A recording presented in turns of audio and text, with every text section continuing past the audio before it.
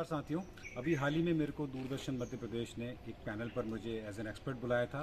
विषय था खेती में युवाओं के लिए निवेश करने की संभावनाएं कैसी हैं, possibilities of investment for youth in agriculture. तो इसका एक वीडियो मैं आज आपके सामने लेकर आ रहा हूँ। वीडियो की क्वालिटी उतनी अच्छी नहीं है क्योंकि ये हमने मोबाइल से शूट किया था। बाहर बारिश भी हो रही थी तो बारिश का पानी का भी थोड़ा सा शोर है, तो थोड़ा सा पेशेंस रख के वीडियो ज़रूर देखिएगा पूरा। आई एम श्योर कि ये कुछ ना कुछ आपको इन्फॉर्मेटिव लगेगा। अगर आप सोच रहे हैं खेती में आने के लिए, खेती में इन्वेस्ट करने के लिए, तो क्या क्या संभावनाएं हो सकती हैं उस पर ये वीडियो है। तो उम्मीद है आपको ये वीडियो पसंद आएगा। तो आगे देखते हैं वो वीडियो। नमस्कार, निवेश में आपका बहुत बहुत स्वागत है। मेरा नाम पूर्वी है और आज का हमारा जो विशेष कार्यक्रम है उसका विषय है कृषि में निवेश। इस विषय पर बात करने के लिए इस वक्त हमारे साथ स्टूडियो में हमारे एक्सपर्ट मौजूद हैं। हमारे साथ संकल्प शर्मा जी हैं, जो कि एक ऐसी शख्सियत है जिन्होंने कॉर्पोरेट वर्ल्ड छोड़कर कृषि की दुनिया में कदम रखा है और उनके पास कई सारे अनुभव हैं जो आज ये हमसे साझा करेंगे। सबसे पहले तो मैं आपको बहुत बहुत स्वागत करना चाहूंगी संकल्प जी, और इसी के साथ कार्यक्रम को आगे बढ़ाते हुए आपसे पूछना चाहूंगी, हम बात करेंगे कृषि में निवेश की क्या संभावनाएं लगती है? पहले तो आपको बहुत बहुत धन्यवाद देना चाहूंगा कि आपने इस पेपर मुझे इन्वाइट किया। जो आपने सवाल पूछा कि कृषि में युवाओं के लिए एग्रीकल्चर में इन्वेस्ट करने की अपॉर्चुनिटी की हम बात कर रहे हैं, तो देखिए पहला एक ट्रेंड था कि कहीं ना कहीं कृषि एक घाटे का सौदा बनती जा रही थी और पिछले कुछ टाइम से ट्रेंड चेंज हो रहा है। और एक अच्छी बात की आजकल के युवा जो है वो जॉब छोड़कर, नौकरी छोड़कर खेती में अपना एक करियर बनाना। तो हम स्पेशली अगर हम यूथ की बात करें, युवाओं की बात करें, जैसा आप कह रहे हैं कि एक ट्रेंड बन गया है कि they are leaving their job, वो अपनी नौकरियां छोड़ के कृषि के क्षेत्र में आना चाह रहे हैं, न सिर्फ कुछ अपना करना चाह रहे हैं बल्कि एग्रीकल्चर में अपना करना चाह रहे हैं। तो उन युवाओं के लिए क्या पॉसिबिलिटीज दिखती हैं आपको इस वक्त? किस तरह से वो आ सकते हैं इस क्षेत्र में, कहाँ से वो शुरुआत कर सकते हैं? देखिए पहली बात तो ये कि एक पॉइंट मैं यहाँ बोलना चाहूंगा कि शुरू से एक प्रोडक्शन पर हमने शुरू से फोकस किया है कृषि पे। ये प्राइमरी एग्रीकल्चर का हिस्सा, सेकेंडरी एग्रीकल्चर पे हमको फोकस करना चाहिए, जिसमें फूड प्रोसेसिंग की बात करते हैं, वैल्यू एडेड सर्विसेज की बात करते हैं, मार्केट लिंकेज की बात करते हैं। तो जो भी युवा खेती में आना चाहते हैं तो उनको मैं यही एक सलाह देना चाहूंगा कि पहले तो एक थोड़ा सा रिसर्च जरूर करके आए कि इसमें क्या अपॉर्चुनिटीज आप देख सकते हैं। जरूरी नहीं कि आपको किसान ही बनना है, इसमें खेती से रिलेटेड और भी कई सेक्टर्स हैं जिसमें आप अपना करियर बना सकते हैं। और दर्शकों, यहाँ मैं आपको बताना चाहूंगी कि हमारा शो लाइव है, यानी कि एक सजीव फोन इन कार्यक्रम है ये, और हमारी स्क्रीन पे बहुत ही कंटिन्यूसली आपको फोन नंबर फ्लैश करते हुए दिखेंगे। आप चाहें तो हमें कॉल करके अपने सवाल हमारे एक्सपर्ट से पूछ सकते हैं। एक बार फिर आज का विषय आपको बताऊंगी, कृषि में निवेश की बात हम कर रहे हैं। हमारे साथ संकल्प जी, अभी हम बात करें कि सिर्फ इस माइंडसेट से नहीं आना चाहिए कृषि में कि आपको किसान ही बनना है। तो ये उन लोगों की अगर हम बात करें, कोविड में बहुत सारे लोगों ने अपनी जॉब खोई है, तो उनको किस तरह से आप बताना चाहेंगे कि there are other possibilities also? अगर आपने देखा होगा कि कोविड के टाइम पे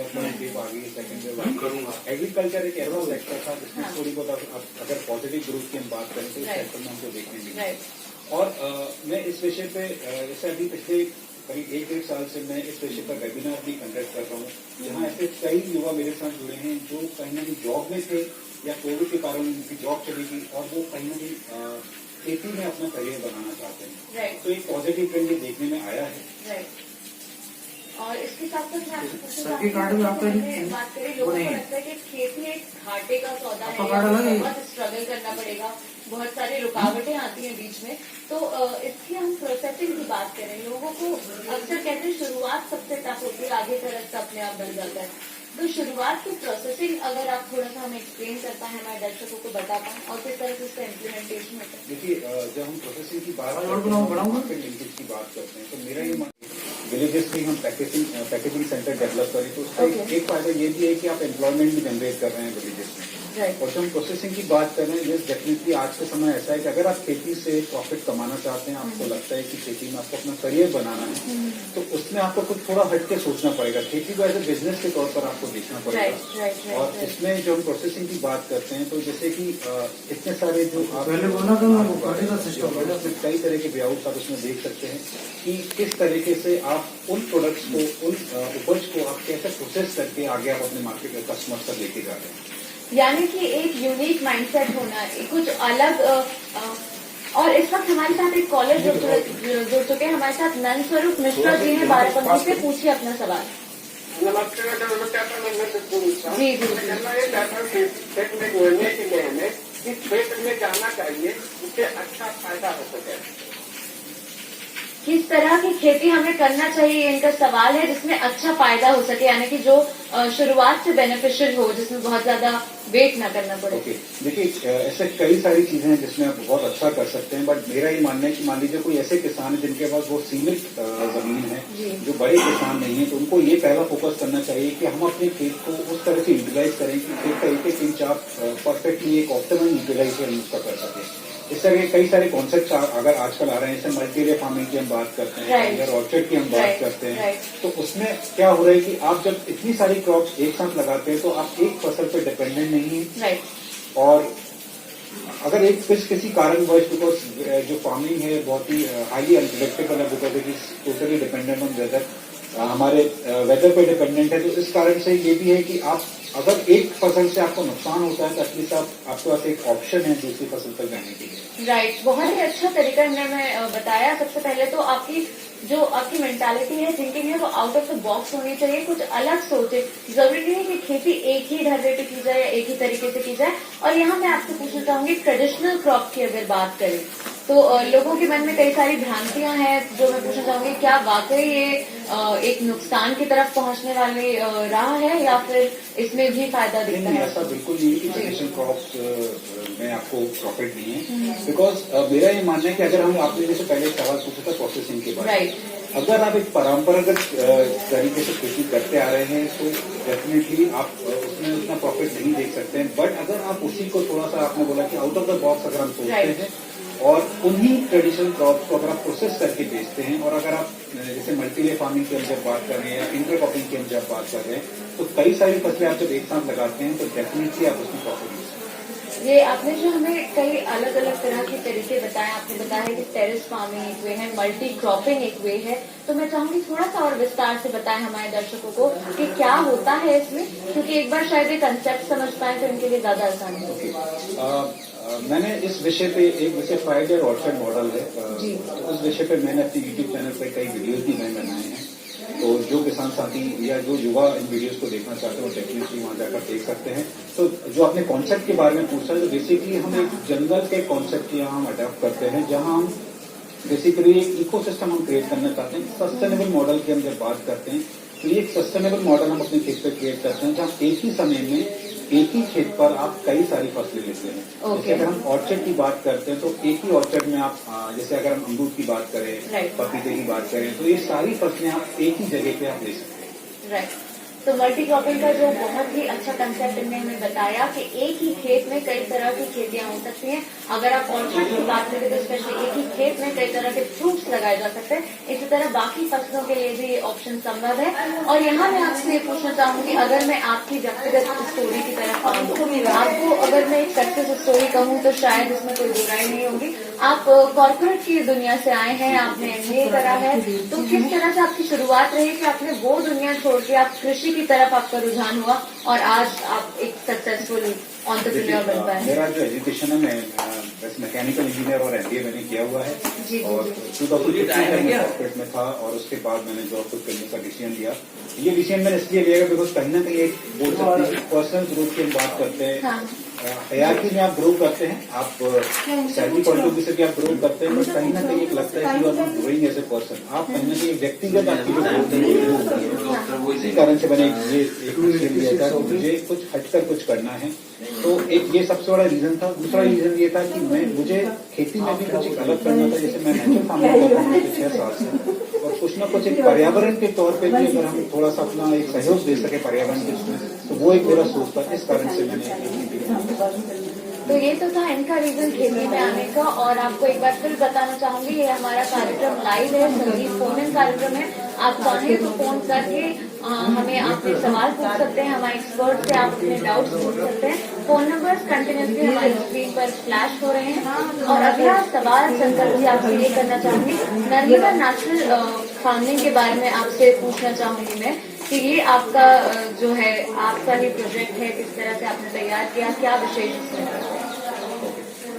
ये मेरा फार्म का नाम है नर्मदा नेचुरल फार्म्स, और इस फार्म पर मैंने कोशिश यही की कि शुरुआत से हम जो हमारा केमिकल फार्मिंग करते करते जो हमारा एक एनवायरमेंट को हमने काम किया है, कहीं की मिट्टी भी हमारे साथ आ रही है। तो मेरा इस शुरू से ये एक फोकस था कि पहले हम अपनी मिट्टी पे काम करें, मिट्टी को हम इम्प्रूव करें। बिकॉज मेरा ये मानना है कि मिट्टी अगर आपकी ताकतवर है, मिट्टी की इम्यूनिटी स्ट्रांग है, तो आपकी जो क्रॉप्स है, आपके जो प्लांट्स हैं, वो बाय डिफॉल्ट आपके हेल्दी होंगे। और इसके साथ मैंने कई सारे मॉडल्स पे मैंने काम किया, जैसे मैंने आपको बताया कि मल्टीरियर फार्मिंग था, ऑर्चर्ड था, तो ये कुछ प्रयोग मैंने अपने फार्म पर किए थे। और इसके साथ आपने जो भी प्रयोग किए हैं, इनमें पूछना चाहूंगी कि किस पर्टिकुलर किस्म की खेती आप करते हैं? जैसे कि आपने बताया केमिकल फार्मिंग है, ऑर्गेनिक फार्मिंग है, नेचुरल फार्मिंग है। आप कौन सी तरह की खेती करते हैं और वो पर्यावरण के लिए कितनी जरूरी है, ये भी जानना चाहूंगी। देखिए, जैसा नाम सजेस्ट करता है नेचुरल फार्मिंग यानी प्राकृतिक खेती, तो हम इस खेती में जो भी हमारे पास नेचुरल इंग्रेडिएंट्स है, जो हमारे पास प्राकृतिक, और इस वक्त हमारे साथ एक कॉलर जुड़ चुके हैं, हमारे साथ कमला जी हैं खंडवा से। जी पूछिए अपना सवाल। कमला जी, क्या आप हमें सुन पा रही हैं? जी मैडम, मैं आपको सुन पा रही हूँ। सबसे पहले तो मैं अपना नाम करेक्ट करना चाहूंगी। जी जी जी जी, हेलो, मैं सुन पा रही हूँ जी। सबसे पहले मैं अपना नाम करेक्ट करना चाहूंगी। मेरा नाम प्रमिला वर्मा है, खंडवा से बोल रही हूँ। तो बेसिकली मैं खुद एक वर्किंग वुमन हूँ, पर जैसे अभी आपका मैंने सुना तो मैं खुद बहुत इस चीज को लेकर बहुत उत्साहित हूँ कि हम एज अ काम करते हुए अगर क्या हम जैसे मशरूम की खेती को लेकर कुछ कर सकते हैं, तो प्लीज मैं आपसे थोड़ी सी एडवाइस चाहूंगी कि सरकार की तरफ से किस तरह की कोई कोर्सेज अवेलेबल है या किस तरह की सुविधा है या कोई गाइडलाइन है, उसके अकॉर्डिंग किए जा सकते हैं। राइट, इनका सवाल ये है कि क्या काम करते हुए अपनी जो इनकी रोजमर्रा की जिंदगी है उसे करते हुए क्या मशरूम की खेती ये कर सकते हैं? ओके, बिल्कुल कर सकते हैं। और जैसे उन्होंने पूछा कि मशरूम की खेती पे किस तरह की ट्रेनिंग्स उपलब्ध हैं, तो डेफिनेटली सरकार की कई सारी स्कीम्स हैं जिसमें मशरूम की ट्रेनिंग भी आप ले सकते हैं। और एक छोटे से एरिया में भी आप ये मशरूम की खेती कर सकते हैं, इसका एक बहुत बड़ा एक प्लस पॉइंट है ये। जी, तो बहुत छोटे से एरिया में जैसा कि इन्होंने हमें बताया, आप एक्सोटिक यानी कि मशरूम और इस तरह की खेती आप कर सकते हैं जो कि मार्केट में बहुत हाई डिमांड रखती हैं, तो आपको एक अच्छा मुनाफा भी हो सकता है। और साथ ही साथ इनके जो क्वेश्चन था उससे कहीं न कहीं ये बात सामने आती है, क्या इस क्षेत्र में आने के लिए कोई पर्टिकुलर क्वालिफिकेशन, ट्रेनिंग या किसी तरह का नॉलेज होना आवश्यक है? देखिए, डिग्री की तो जरूरत नहीं है, बट हाँ ये जरूर बोलना चाहूंगा कि आपने नॉलेज की बात की है तो मैं थोड़ा अपना पर्सनल एक्सपीरियंस ये बताना चाहूंगा। जब मैंने खेती में कदम रखा था तो मैंने बिल्कुल जीरो से शुरुआत की थी। एक समझ लीजिए कि मेरे को खेती का बिल्कुल भी आइडिया नहीं था।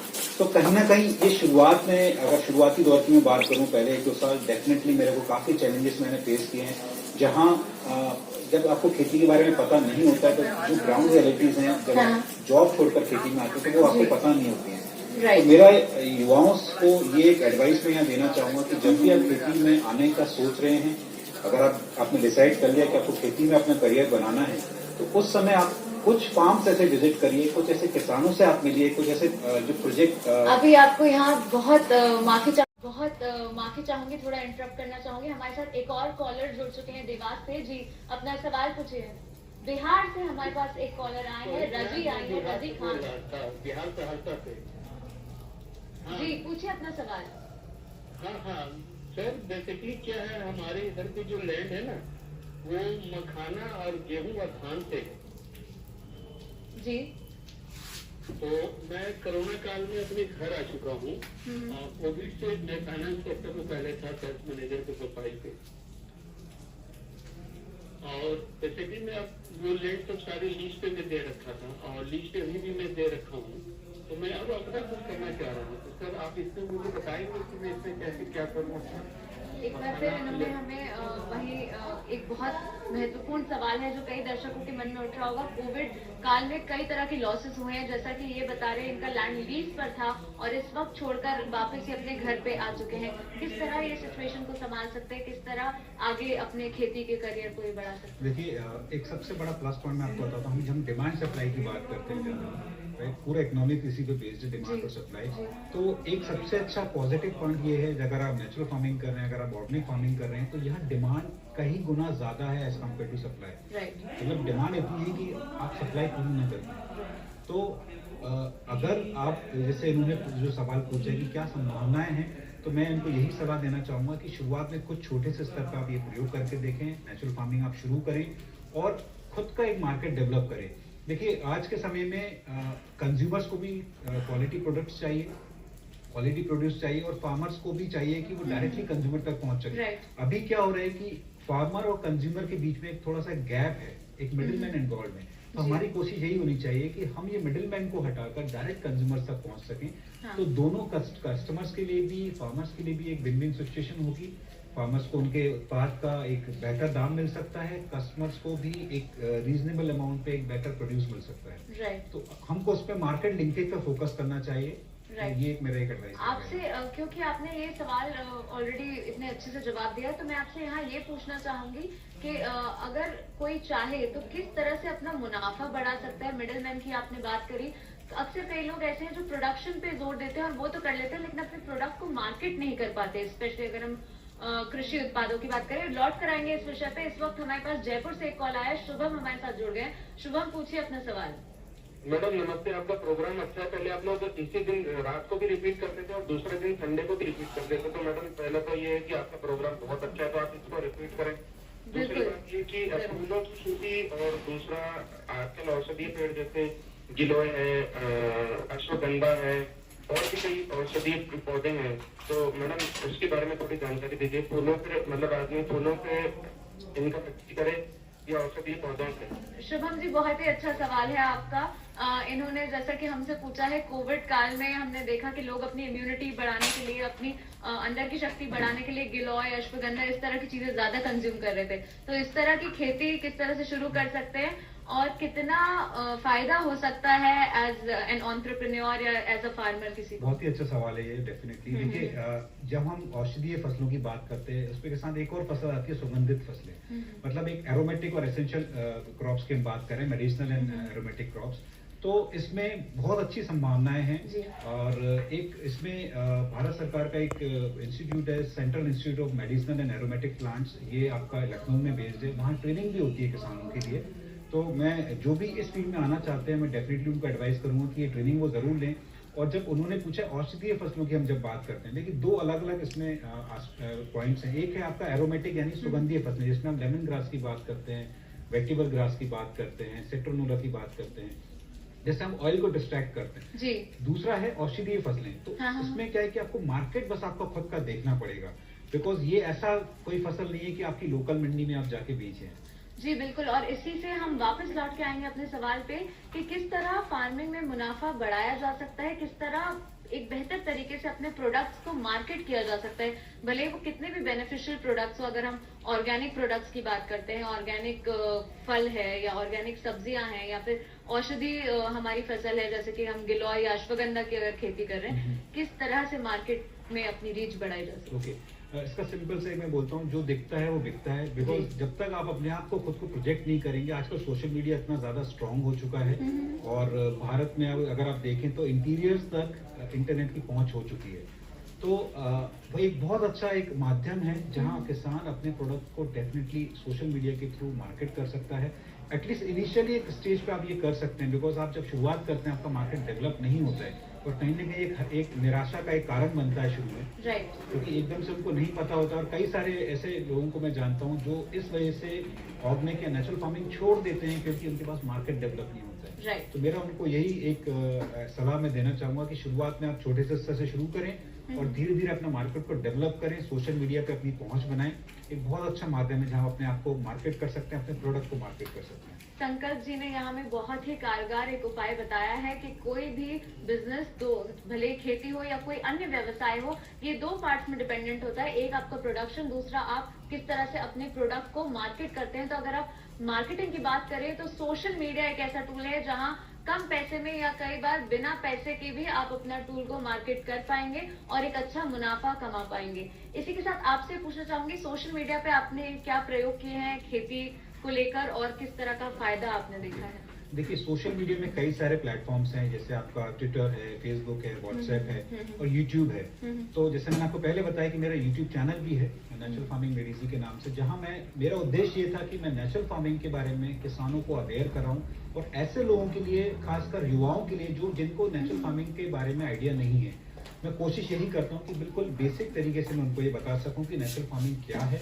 और जैसे आपने पूछा, सोशल मीडिया में कई सारे प्लेटफॉर्म्स हैं, आप ट्विटर से आप अपने आप को प्रमोट कर सकते हैं, इंस्टाग्राम एक बहुत अच्छा एक ऑप्शन है, तो ऐसे कई सारे प्लेटफॉर्म्स हैं जहाँ आप अपने आप को प्रमोट कर सकते हैं। इसी के साथ साथ कुछ बहुत ही संक्षेप में आपको पूछना चाहूंगी, रेन वाटर हार्वेस्टिंग की बात करते हैं या कोई ऐसे मॉडर्न प्रयोग हैं जिससे कि खेती आसान होती जा रही है, कुछ ऐसे इम्प्लीमेंटेशन या टिप्स अगर आप हमारे दर्शकों को बताना चाहें जिससे कि उनकी खेती की लागत कम हो सके। बिल्कुल, देखिए रेन वाटर हार्वेस्टिंग की हम जब बात करते हैं तो एक सबसे अच्छा ऑप्शन यही है कि पहले तो आप अपने खेत में इस तरह का एक पॉन्ड डेवलप करें और जो खेत का जो भी पूरा पानी है उस तरफ आप डाइवर्ट करें ताकि आपका जो ग्राउंड वाटर जो लेवल है वो रिचार्ज हो सके।